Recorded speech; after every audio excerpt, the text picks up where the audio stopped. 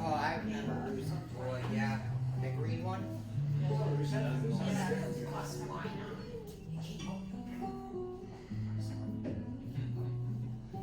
shut our Wi-Fi off, will it be different since she used cellular? First of all, I was going to say that I'm so happy to see so many people here to celebrate our wonderful friend Nanette. I was just chatting with Mackenzie to confirm that I think it was about 2001 that I first met Nanette. And I can't remember if it was through our children at the St. Aloysius or at the Italian Center where she was always in the gym working out, or where it was taking yoga classes with her every day. But she was a beautiful spirit everywhere she was, and I was so happy to have her as part of my life for 22 years. And I did not find this beautiful reading. Our other friend Lulu, who cannot be here tonight or today, found it, and when she read it to me, I said, "Oh, I'll be delighted to read this because it just embodies Nanette to me." So here is the beautiful reading. When I leave you, don't weep for me. Pass the wine around and remember how my laughing pleased you. Look at one another, smiling, and don't forget about touching. Sing the songs that I loved best, and dance one time all together. As for me, I'll be off running somewhere on the beach, and I'll fly to the top of the tree, the one I always meant to climb.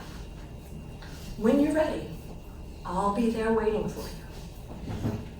Take your time. And I know Nanette will be there waiting for all of us. And she wants us all to take our time. So thank you all for being here.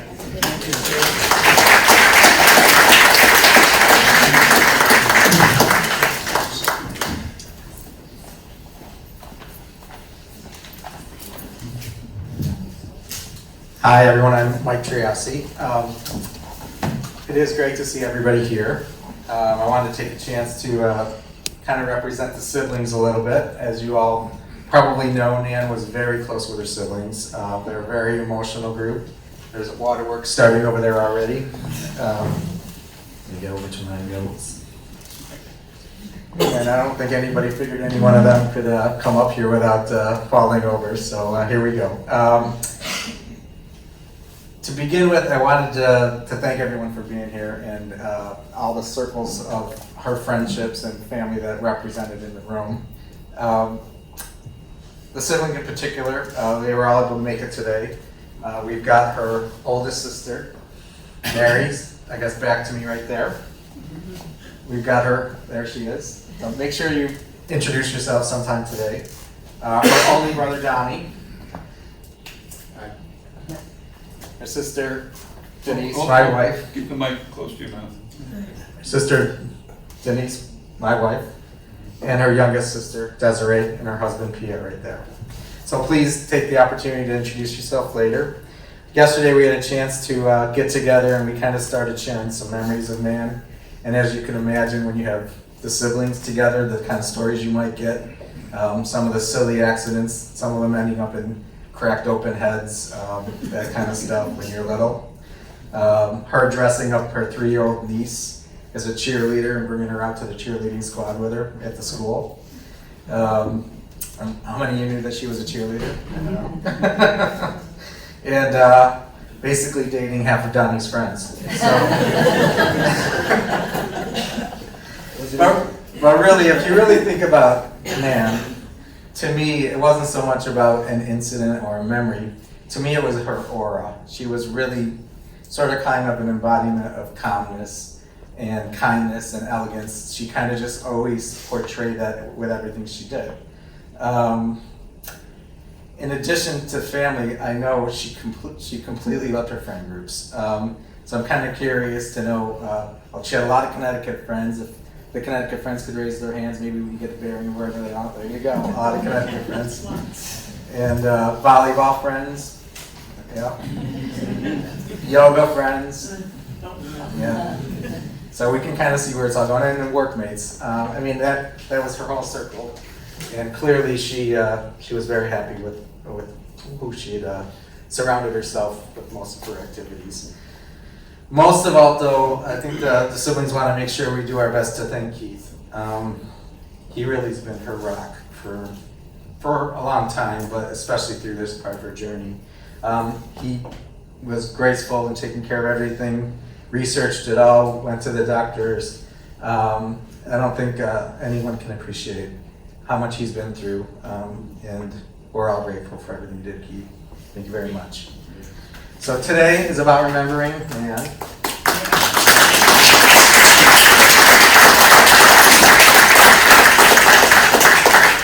And if one of you has a favorite memory you want to share, please take the chance sometime today to stop up and to let their siblings know. So for our next get together, we'll know a couple more things we can talk about with her. So thank you very much.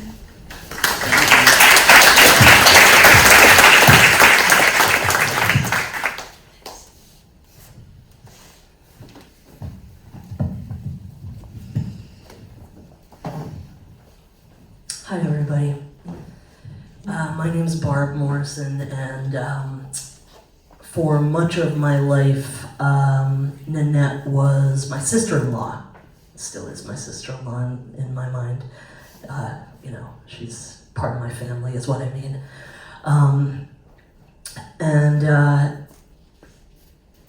I was so touched by, I want to just reiterate, Keith, you really just handling everything and taking care of her. Before I talk about Nanette, I am so grateful, and my family is so grateful to you, Keith. So before I start talking about her, I just want to tell you from the bottom of my heart, man, I felt like she was in such good hands with you. So thank you for that.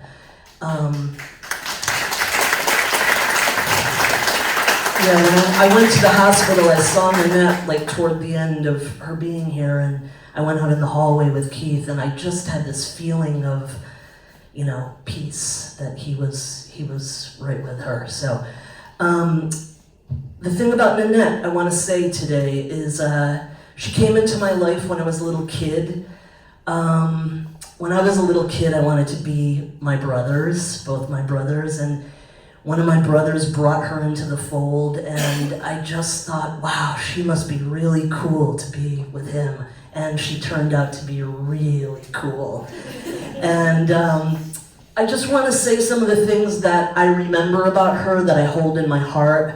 One is that she had so many strong opinions, and I loved her for that. Boy, did she have opinions. You could not talk her into things if she was like, no, this is what I think.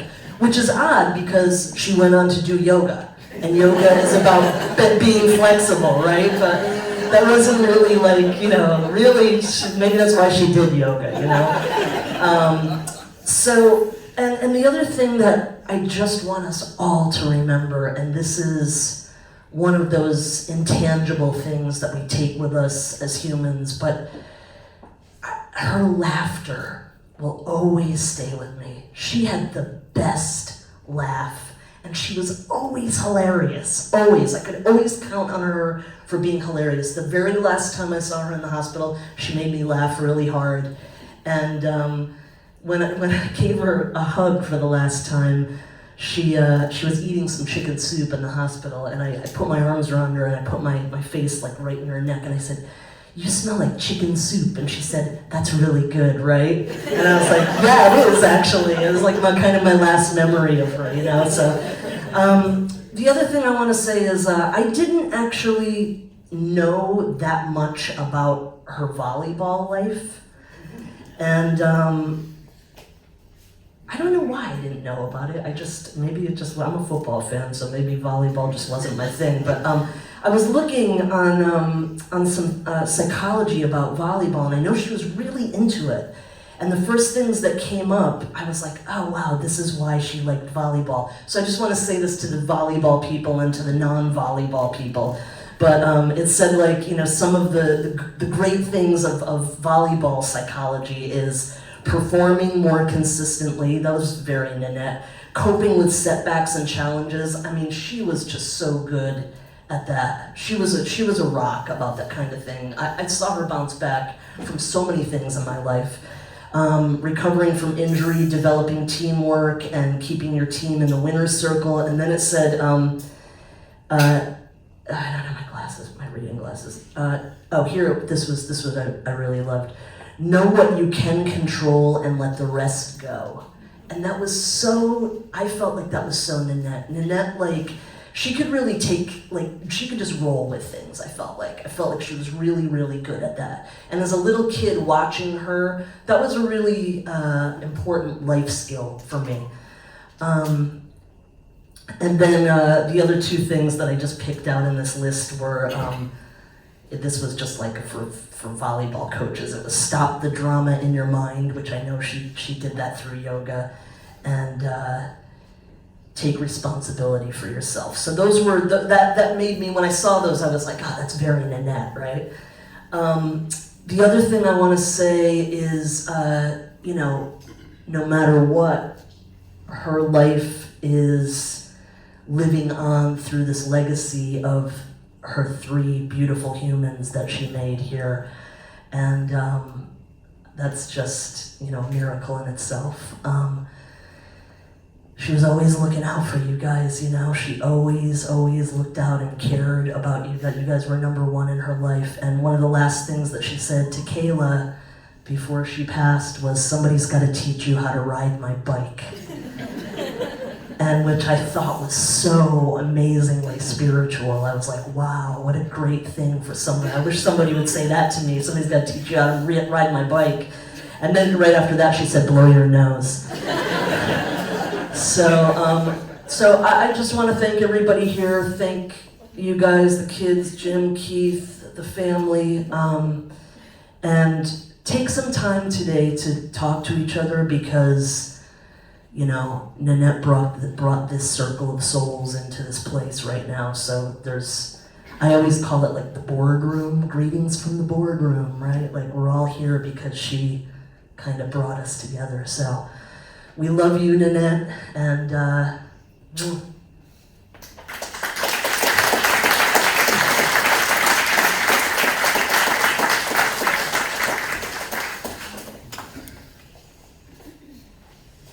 Thank you, Barb. Thank you, Mike. You both stole my thunder. But for those of you that I didn't get a chance to meet, I'm Jim Morrison, so I'm the Morrison part of Nanette Morrison.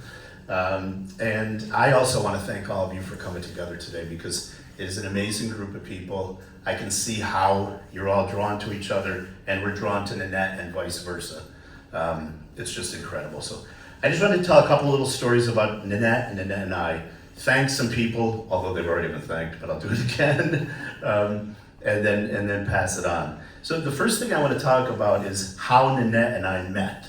So Jeff, so as a sophomore in college, the only club that I actually could be part of was the radio club. And I had a radio show that was on from 12 midnight on Sunday night till 2 a.m. on Monday morning. One of the nights that I was on the radio, I got a phone call from a person asking me the name of a song that I was playing. And she was calling because she wanted to know where she could buy it. She explained to me she had just got a new stereo in her room. She was fooling around in her bedroom late at night and found this obscure radio station. I said, where do you live? And she said, Schenectady. And I said, oh, I'm from Schenectady. I said, when did you graduate from high school? 1977. I graduated in 1977. Where did you go to high school? She said, Mount Pleasant. I said, oh, I went to Mohannesson. I said, well, what kind of things were you into? And she said, well, I was a cheerleader. That was the worst thing she could have said, because Mount Pleasant had the hottest cheerleaders in the Capital District. And I said, well, this is the name of the song, and it was that little snippet that Jeff just played. But you know what? I'm not going to send you to Apex Records to get this. Where do you hang out? I'm going to meet you and bring you a copy of the record. And so she said, I go to Joshua's on whatever street that was on in Schenectady. And I said, Friday night, are you going to be there at 10 o'clock? She said, maybe. I go, I'm going to meet you at 10 o'clock at Joshua's on Friday night and bring you a copy of this record. Well, I went to Joshua's. I was there early. She got there at about 10 after 10, and in walked this absolute ray of sunshine. Just this beautiful woman with this aura that one of you just described, this force field around her, hip, cool, dressed amazingly, and beautiful. So I got the nerve to go up to her, introduce myself, give her the record, and somehow it was love at first sight. She loved my car, she liked my mustache. We had a lot of things in common, but she was the greatest dancer that I have ever seen in my life. I can't even describe it. This was in 1978, so 45 years ago. And I have to tell you, it was the beginning of an incredible run. And as I got to know her more, one of you just hit on it. One of the things that she was so proud of and so enamored by was her family. She had this close, tight-knit group of people. As we just said, 3 sisters and a brother. And immediately they accepted me into their family. And to the point that, at that point in my life, I was living with my parents that were about to move to Florida, and I was kind of homeless for about 2 months. Nanette and I had decided we'd move in together about 4 or 5 months into our relationship, but I didn't have a place to stay. So she said to me, "You can stay at my house." And I said, "Nanette, at your house?" And she goes, "Yes, I talked to my mom, you can move in." I go, "Move in where?" She goes, "In my brother's room." I go, "Nanette, there's 7 of you living in like a 600 square foot house. Like, where am I even gonna put my suitcase?"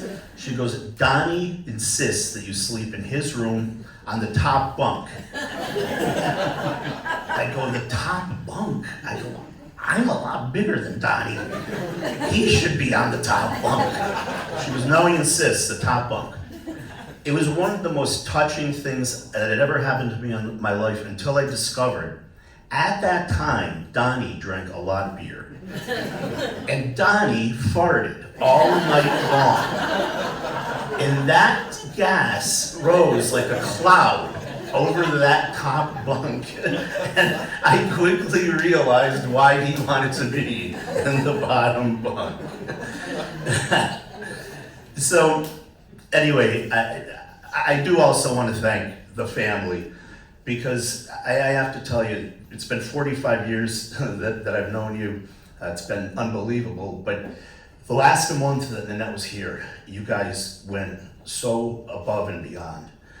And I know if she could have dreamed how she wanted to take her last breath, it would have been with all of you by her side, and it was. And it was so amazing. It was just so incredible that how you came together, what you did.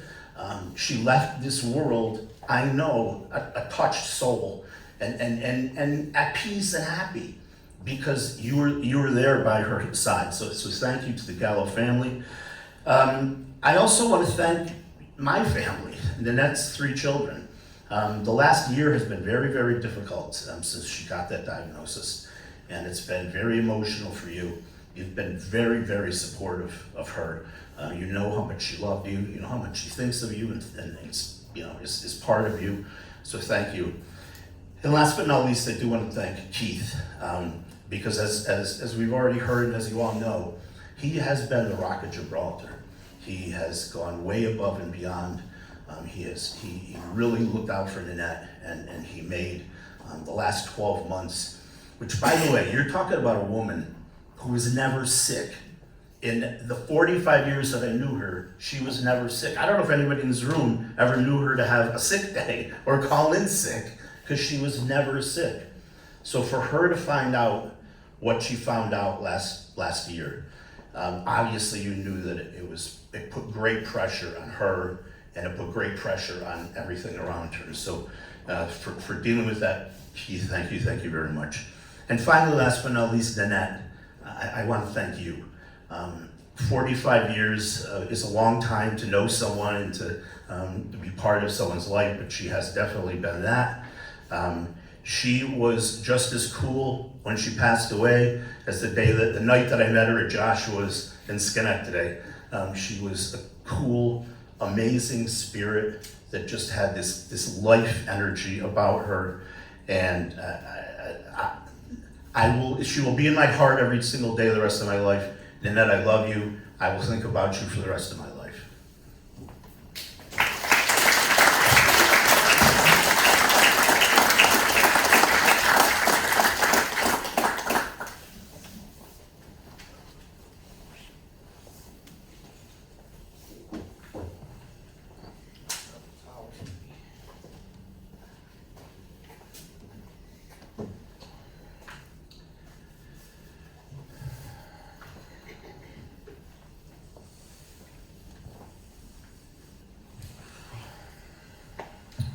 This is for my girl.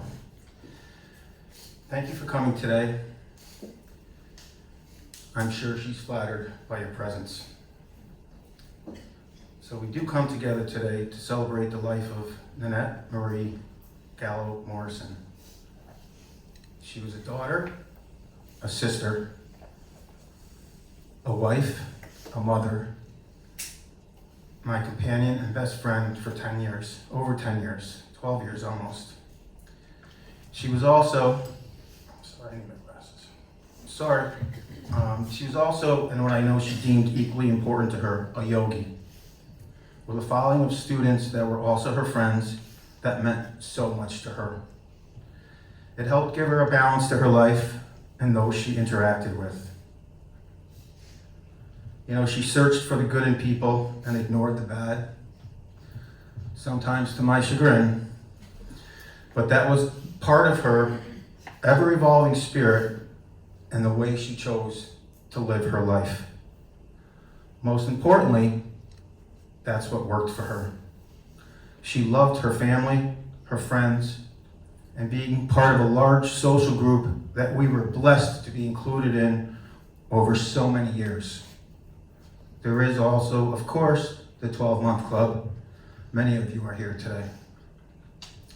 As she encountered the toughest challenge to ever face her, she had the steely resolve that she could battle anything that was thrown at her.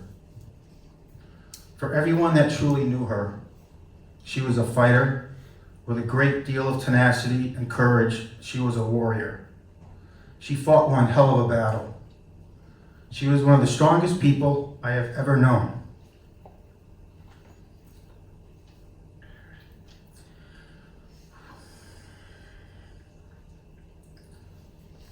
Although small in stature, she had the heart of a lion.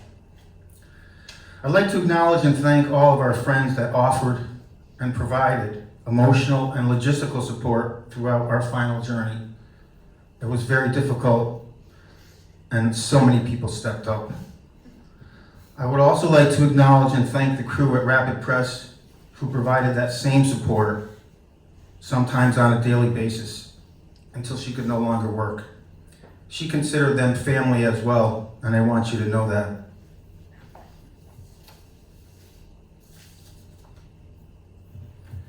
In closing, I want to share with everyone a symbolic and very important gesture that she used with her yoga students, friends, and myself at the end of every class that she taught. It speaks to her heart, to all of our hearts, and is a testament to the way she lived her life. And so, with assistance from our girl Nanette, please join in. Placing your palms to prayer mudra. And please join me in the sound of Om, followed by Shanti. Take a nice inhale. Om.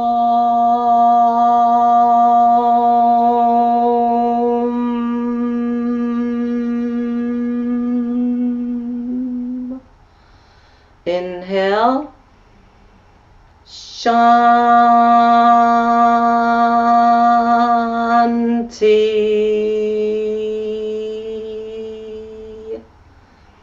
Peace in the universe, peace to each other, and peace to ourselves. Namaste. May the light in my heart light the light in all your hearts. Please turn to your neighbors and wish them namaste. Namaste, namaste, namaste, namaste. Namaste, ladies. Have a wonderful night, and thank you for joining.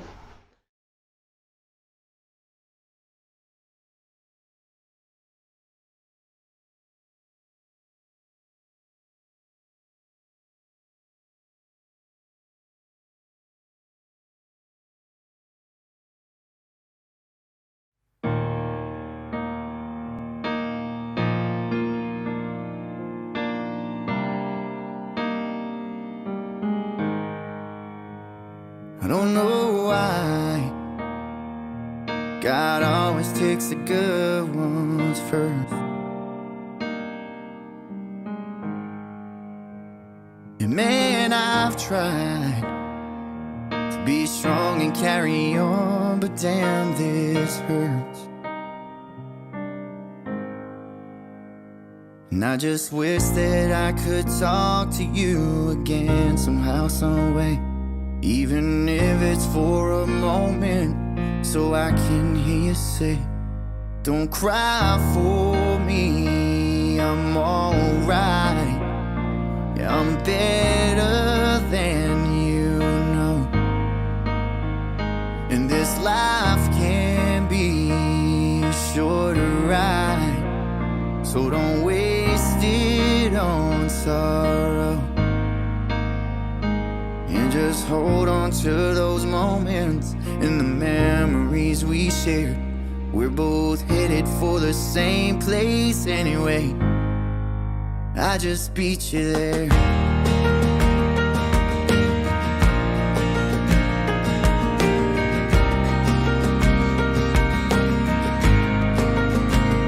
I know they say, just give it a little time, you'll be okay. But that might be true. It don't really help me.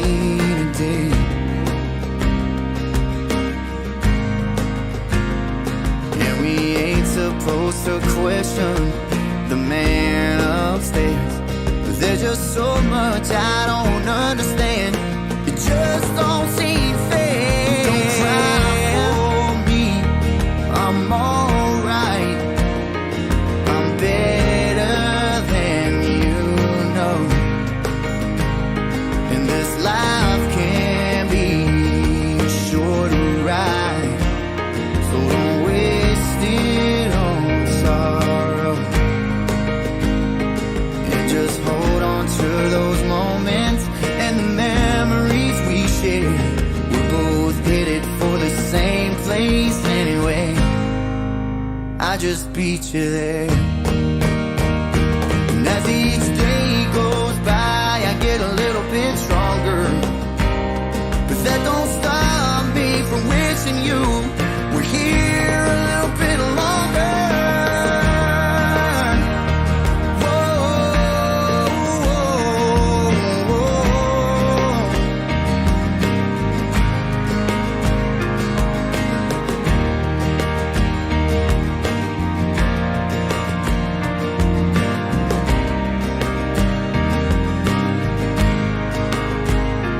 So I'm gonna smile when I think of you, like I know you'd want me to. And I know you're watching over me in everything I do. And all those things I never got to say, well, I'll send them with this prayer. Then look up, wipe my tears and raise my beer. And I'll see you there.